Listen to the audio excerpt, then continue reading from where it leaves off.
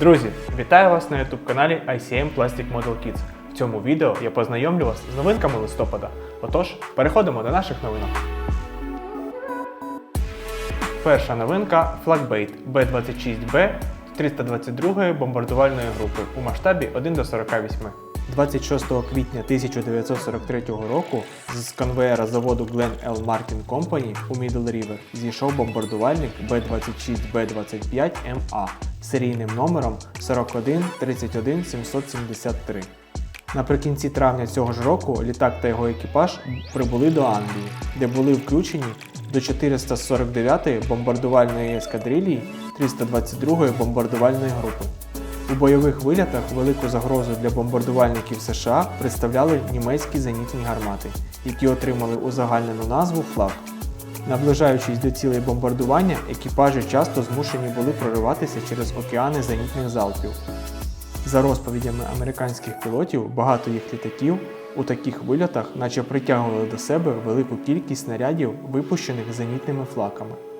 Виходячи з цього, лейтенант Фаррелл з екіпажу бомбардувальника 4131773 придумав прозвисько для свого літака Flagbait. Воно було придумане як переробка жартівливого прізвиська сімейного собаки Фарреллів, який нібито притягував до себе цілі полчища бліг і якого в сім'ї прозвали Флібейт. Літак дивним чином почав виправдовувати свою назву, майже в кожній місії він отримував попадання зенітних снарядів. Кожна поверхня системи управління була замінена щонайменше один раз. Пошкодження отримували гідравліка та електрична система. Двічі літак повертався з одним уцілілим двигуном. Не дивлячись на це, Flagbait здійснив 206 бойових місій більше ніж будь-який інший літак США у Другій світовій війні. В наборі присутня декаль з 4 варіантами маркування для різних періодів бойової служби. Наступна новинка – американська польова піч М1937 з кухарями у масштабі 1:35. Регулярне харчування на війні, окрім вирішення питань підтримки бойової готовності, має велике моральне значення. Стандартна польова кухня США часів Другої світової війни була розрахована на обслуговування 150-180 осіб.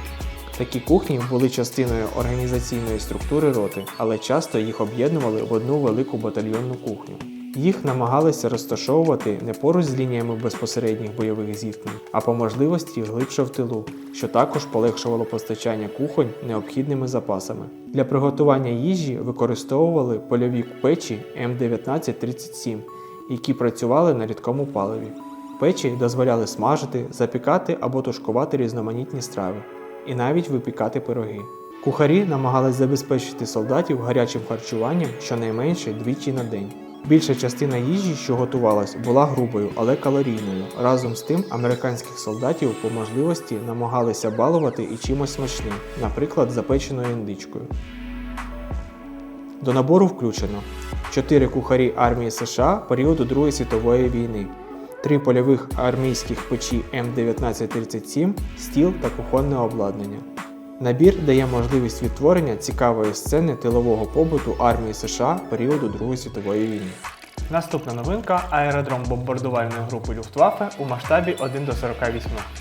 Люфтваффе від початку створювались для активних наступальних дій. Основу їхнього ударного потенціалу становили ескадрилії бомбардувальників, які організаційно були зведені в бомбардувальні групи, а групи в свою чергу входили до складу бомбардувальних ескадр. Типовий аеродром, на якому базувалась бомбардувальна група Люфтваффе, включав злітні смуги, місця для стоянки, заправки та обслуговування бомбардувальників, приміщення для екіпажів літаків і наземного персоналу, склади боєприпасів, штаб і пункт управління польотами, приміщення для зв'язківців. Територія аеродрому могла мати по периметру огорожу, обладнану пунктами пропуска та шлагбаумами. Також з метою безпеки могло проводитись мінування прилеглої до аеродрому місцевості.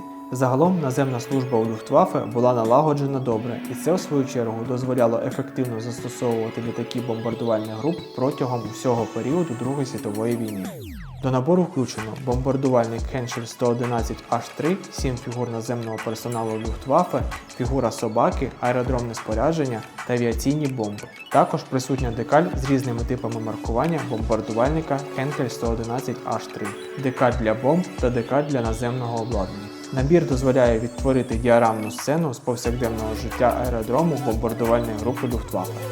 Остання новинка – флаг 38 з розрахунком у масштабі 1 до 35.